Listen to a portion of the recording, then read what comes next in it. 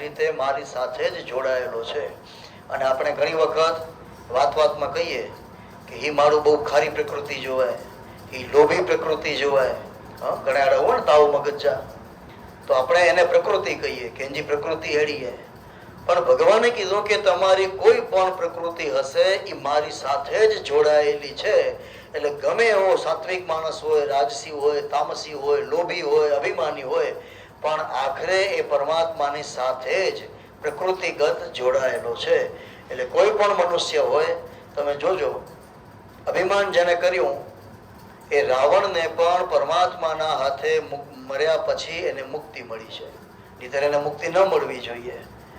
હિરણ્યાક્ષ, હિરણ્યકશિપુ જેટલા પણ અસુરો હતા એ બધાને મૃત્યુ પછી મુક્તિ મળી. એનું કારણ શું? કારણ કે એને અજાણતા પણ પરમાત્માનું નામ લીધું છે અને એની પ્રકૃતિ પરમાત્માની સાથે જોડાઈ ગઈ, એટલે એ સીધા મુક્તિને પામ્યા. આપણા સામાન્ય જીવોને તકલીફ ક્યાં થાય છે કે આપણે પ્રકૃતિની સાથે જોડાઈ શકતા નથી. તો ભગવાને કીધું આ જ પ્રકૃતિ, હું બધી જ જગ્યાએ વ્યાપક છું. પ્રકૃતિ દ્વારા આખી સૃષ્ટિ વ્યાપક છે અને એની અંદર ચેતન પ્રકૃતિ એટલે જીવ માત્ર એને સહારો લઈ અને પોતાનું કર્મ કરતી હોય છે. અને દરેક જીવાત્માના કર્મને આ 8 પ્રકારની પ્રકૃતિ એનું સાક્ષી પુરાવતી હોય છે.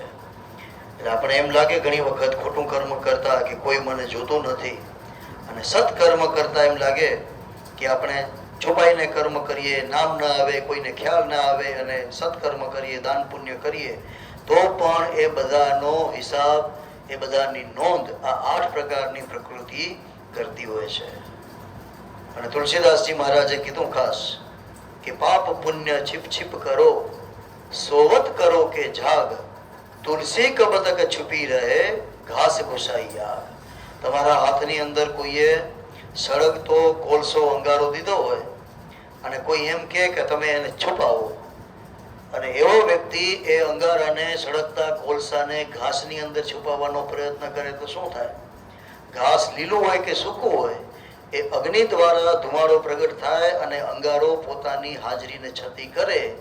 એવી રીતે મેં તમે કાંઈ પણ પાપ કે પુણ્ય કર્યા હોય એ ક્યારે પણ છુપાઈને રહેતા નથી. પરમાત્માની પાસે બધા જ ઉજાગર થઈ જતા હોય છે. અને કોના દ્વારા થાય? એ આ 8 પ્રકારની પ્રકૃતિ દ્વારા થતા હોય છે. ભગવાને જ્ઞાન વિજ્ઞાન અધ્યાયની અંદર આવી મહત્વની વાત કરી.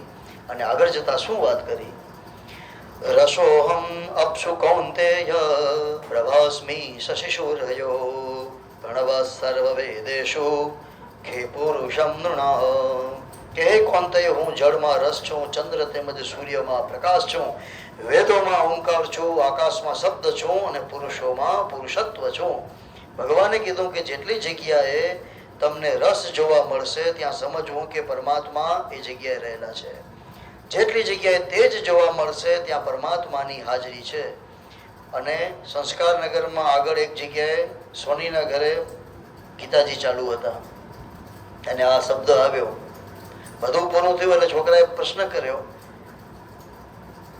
કે તમે પપ્પા જ્યાં જ્યાં ફરવા લઈ જાઓ છો ત્યાં બધી જગ્યાએ ભગવાનના મંદિર જ કેમ હોય છે? પાંચે તે પણ બનો શિમલા મનાલી બનો તો તે પણ ભગવાનનું મંદિર તો આય છે. તો છોકરાઓને ક્યારેક ન પણ ગમતું હોય કે ભાઈ ફરવાના ટાઈમે ફરવાનું, પછી ત્યાં દેવ દર્શન કે નીતિ નિયમ ના આવે. પણ ત્યારે આ ગીતાજીનો શ્લોક કામ લાગે કે રસોહમ અપ્સુ કૌંતેય, કે પરમાત્માનું સ્થાન ક્યાં હોય? જ્યાં જળ તત્વ હોય, જ્યાં પાણી હોય ત્યાં જ પરમાત્મા હોય. સૂકા રણની અંદર પણ જો પરમાત્મા કોઈ પણ સ્વરૂપે ભગવાન તરીકે, માતાજી તરીકે પ્રગટ થયા હોય તો ત્યાં સમજવું કે ત્યાં આજુબાજુમાં પાણી હશે હશે ને હશે. પછી જોગણીનારનો મીઠા પાણીનો ઝરો હોય કે સિંધની અંદર હિંગલાજનું મંદિર હોય, કારણ કે ત્યાં પણ બહુ મોટું રણની અંદર સરોવર છે. તો જ્યાં જ્યાં પાણી હોય ત્યાં જ હંમેશા પ્રકૃતિ અને પરમાત્મા એ સાથે હોય છે. તમે જેટલા પણ તીર્થ મનની અંદર વિચારી લ્યો, સોમનાથ હોય, કેદાર હોય, ગોકુળ, મથુરા, રામેશ્વર, અંબાજી, ક્યાંય પણ બધી જ જગ્યાએ તમને જળ તત્વ જોવામાં મળશે. એના વગર ક્યાંય પણ હશે નહીં. હું તો નથી ગયો, તમારામાંથી કોઈ લંડન ગયા હશે, અમારા પટેલો ગામના બહુ જાય. એમ કહે કે લંડનની અંદર થેમ્સ નદીના કિનારે એક એવી જગ્યા છે, એમાં તમારે સિક્કો નાખવાનો, જે પામે જોતો ને એવી રીતે, અને પછી ત્યાં ઉભા રહીને તમારે 20 બોલવાની, એટલે તમારી વાત એ સાચી પડે. પાસે તો એ જ કર્યું હતા અને હું તો એવું જ કરી હતા. કોઈ ફરક નથી કે ભગવાન પાસે, પ્રકૃતિ પાસે આપણી માંગણી સતત ચાલુ જ હોય છે. હે થેમ્સ એની જે ગંગા હે. હા, અને તમારા પરિચયમાં છે એટલે નામ નથી લેતો. એ ભાઈની બેન બોલી નથી શકતી, સાંભળી નથી શકતી. બધા ફરવા ગયા લંડનમાં. તેને પૂછા કરી કે ભાઈ તું કોણ માંગે? તો ચાહે બેન બોલતી થઈ ને સે જાઉં માંગ્યો. તો લંડનની અંદર પણ જો આ જ પ્રોસેસ હોય તો આપણે પણ બધા નદી નાળાની પાસે આ જ બધી પ્રવૃત્તિ કરીએ છીએ. આ શા માટે કરીએ છીએ?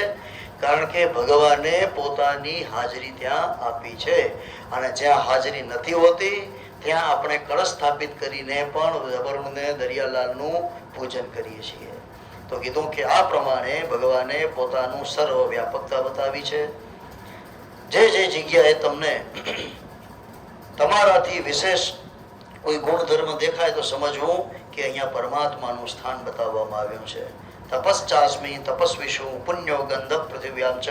ભગવાને અહીંયા પોતાની જે વિજ્ઞાનની વાત કરી છે એ 10મા અધ્યાયની અંદર વિસ્તારથી વાત કરી છે, એને આપણે વિભૂતિ યોગ કહીએ છીએ. અને આમ કરતા ભગવાને કીધું કે અર્જુન, કે આ બધાની સાથે હું જોડાયેલો છું, મારી માયા જોડાયેલી છે. દેવી એશા ગુણમયી મમ માયા દુરત્યજા મામેવ યે પ્રપદ્યન્તે માયામ મેતા તરંતિ તે. કે આ મારી સાથે પ્રકૃતિ, પ્રકૃતિની સાથે માયા જોડાયેલી છે, અને આ ત્રિગુણમયી માયાને પાર કરવા માટે જ મારું અહર્નિશ નામ લેવું જોઈએ. અને જો હું ને તમે પરમાત્માનું નામ લેશું તો આપણને આ પરમાત્માની માયા ક્યારે બાંધી નહીં શકે, ક્યારે માયા આપણને હેરાન નહીં કરી શકે. અને આમ કરતા ભગવાને માયાનું પણ મહત્વ બતાવ્યું છે, માયાથી છૂટવા માટેનો ઉપાય પણ બતાવ્યો છે. કે હંમેશા પરમાત્માનું નામ લઈએ તો ભગવાનની માયા આપણને ક્યાંય બાંધી શકતી નથી. ભગવાને આગળ જતા જેમ કર્મયોગી, જ્ઞાન યોગીના વિભાગ બતાવ્યા હતા, એમ અહીંયા પરમાત્માએ ફરી પાછી ભક્તના લક્ષણ બતાવ્યા છે. કે ભક્ત હંમેશા 4 પ્રકારના હોય. આપણે અલગ અલગ રીતે એને ઓળખતા હોઈએ, પણ ભગવાને એનું લક્ષણ બતાવ્યું છે. ચતુર્વિધા ભજન્તે મામ જના સુકૃતનોર્જુન. કે 4 પ્રકારના મનુષ્યો મને ભજતા હોય છે. એક પેલો છે અર્થાર્થી. અર્થાર્થી એટલે જેને આપણે લક્ષ્મીની કામના છે, રૂપિયાની જરૂર છે એવો. આપણે એમ કે કચ્છી મેં પાંચો તો અર્થું, અને અતિશય મારું અર્થું થી તો કચ્છી મેં કહેવત પર બનાય છે કે અર્થું કે અકલ ન હોય. ભગવાને એવા અર્થાર્થી વ્યક્તિને અહીંયા પહેલો રાખ્યો છે.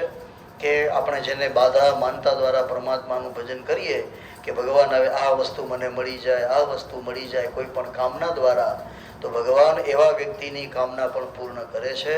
પણ એને પહેલો ભક્ત ગણાવ્યો છે. બીજો ભક્ત ગણાવ્યો છે ઉત્તમ. બીજો ભક્ત છે જિજ્ઞાસુ. ધ્રુવ, પ્રહલાદ ભગવાન કેવા છે એવી જાણવાની જેના મનની અંદર જિજ્ઞાસા થઈ અને પોતાનું ઘર-બાર મૂકીને એ ભગવાનને પામવા માટે, ઓળખવા માટે નીકળી ગયા, એવા જિજ્ઞાસુ ભક્ત. ત્રીજા ભક્ત પરમાત્માએ બતાવ્યા છે આર્ત. ઘણા માણસો બહુ દુઃખી થાય ને જીવનની અંદર, પછી ભગવાન પાસે પહોંચે. આર્થિક, શારીરિક, સામાજિક કઈ પણ સમસ્યા હોય, કોઈ ઉકેલ ન મળે ને પછી એ ભગવાનના રસ્તે જાય, એને કહેવાય આર્ત. અને ચોથા ભક્તનો, ઉત્તમ ભક્તનો પ્રકાર ભગવાને બતાવ્યો છે જ્ઞાની. કે જે આ બધા જ માંથી પાર જઈ ચૂક્યો છે, એને સમજ આવી ગઈ છે. અને એવો ભક્ત જ્યારે ભગવાનને ભજે તો એવો ભક્ત ભગવાનને અતિશય પ્રિય છે. ભગવાન મારી તમારી દરેકની મનોકામનાઓને પૂર્ણ કરે છે. સત્યનારાયણની કથામાં પણ આ જ છે કે સાધુ વાણિયાએ હજી ભગવાનના પૂજન નથી કર્યા, તેમ છતાં ભગવાને એની ઈચ્છાઓને પૂર્ણ કરી. એ અર્થું હતો, પણ એને ભગવાનની ઈચ્છાઓ તો પૂરી કરી જ છે. તો ભગવાન મારી તમારી દરેક મનોકામનાઓ તો પૂર્ણ કરે જ, પણ ભગવાને અહીંયા જ્ઞાની ભક્તને ઉત્તમ બતાવ્યો છે. જ્ઞાન એટલે સમજ, અને જે કોઈ તમે કાર્ય સમજથી કરો, જ્ઞાનથી કરો, તો એ ભગવાનને અતિશય પ્રિય છે, અને સામેની વ્યક્તિને એ વધારે સ્વીકાર્ય છે. તો ભગવાને અહીંયા જ્ઞાનનું, સમજનું મહત્વ બતાવ્યું. અને એવી રીતે આગળ જતા વાત કરી છે કે કે યો યો યામ યામ તનુ ભક્ત શ્રદ્ધયાર્ચિતુમિચ્છતિ, કે આ પ્રમાણે જે કોઈ મનુષ્ય કોઈ પણ જગ્યાએ પ્રકૃતિની અંદર મારો આશ્રય લઈ અને મારું ભજન કરશે તો હું એને એવી બુદ્ધિ નિર્માણ કરી અને એ પ્રમાણે એને હું દર્શન આપું છું.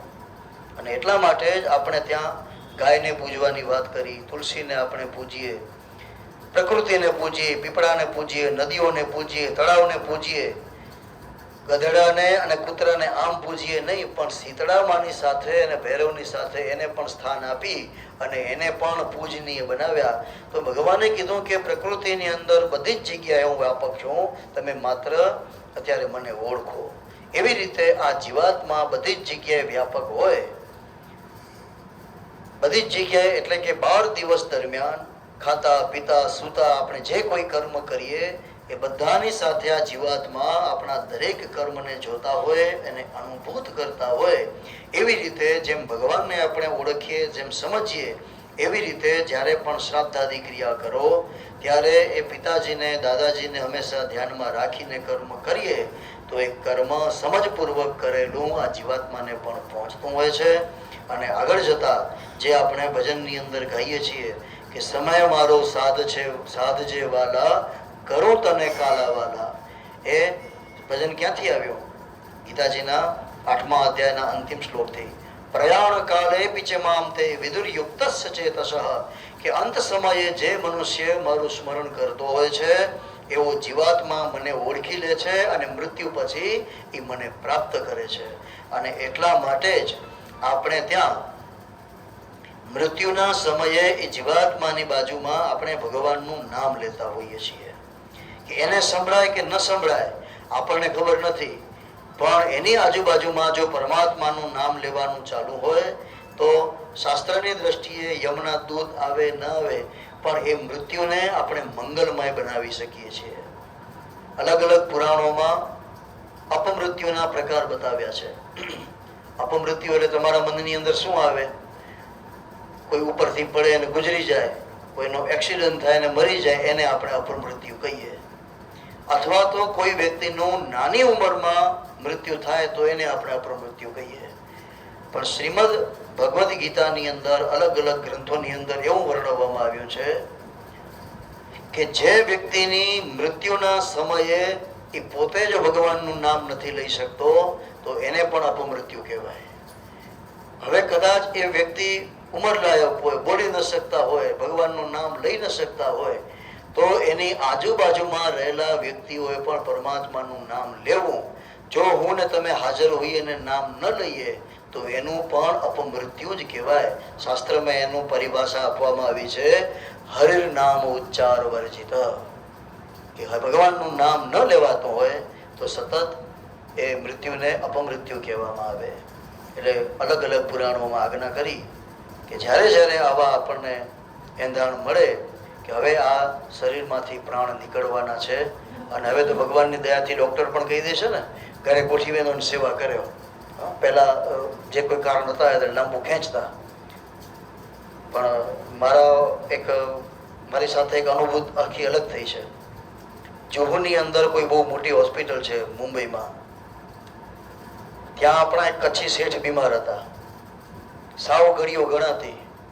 આઈસીયુમાં તમને ભુજની અંદર પણ 10 મિનિટ સુધી ઊભા રહેવા ન દે, ગમે એટલી તમારી ઓળખાણ હોય ને.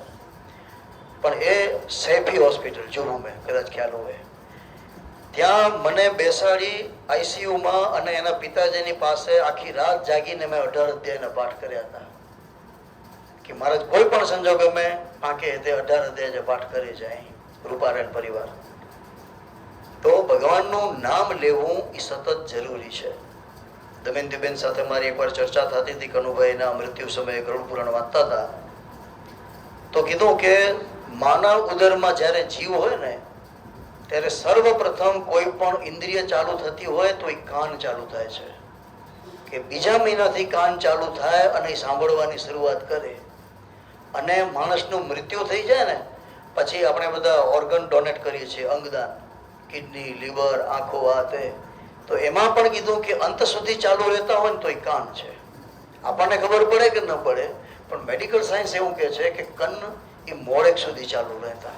એટલે આપણે એવું નહીં વિચારવાનું ક્યાંની સુણેતા કે નતા સુણે કે ખબર પહેતી કે નથી પે પણ ઊંઝે મનજી અંદર હૃદયજી અંદર બુદ્ધિજી અંદર પાંજો અવાજ વિને તો હા તો જ્યારે પણ આવો પ્રસંગ આવે ત્યારે પરમાત્માને યાદ કરવા હા અને એનાથી પણ વિશેષ શાસ્ત્રોની જે અંદર વાત છે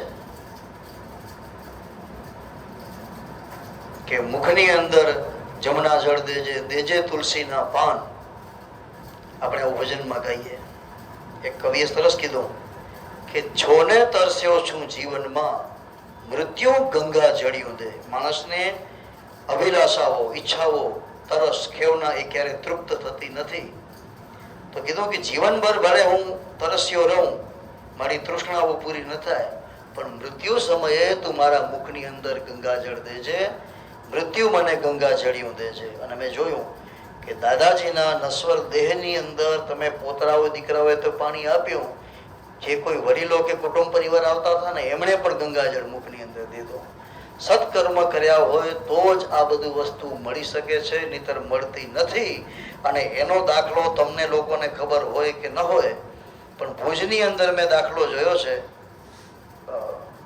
ટ્રાન્સપોર્ટનો ગણેશ પરદેશી કદાચ ઓળખતા હો એની માં આઈસીયુમાં બીમાર ઘડીઓ ગણાતી નિશાંત પૂજારામાં અને ભાઈ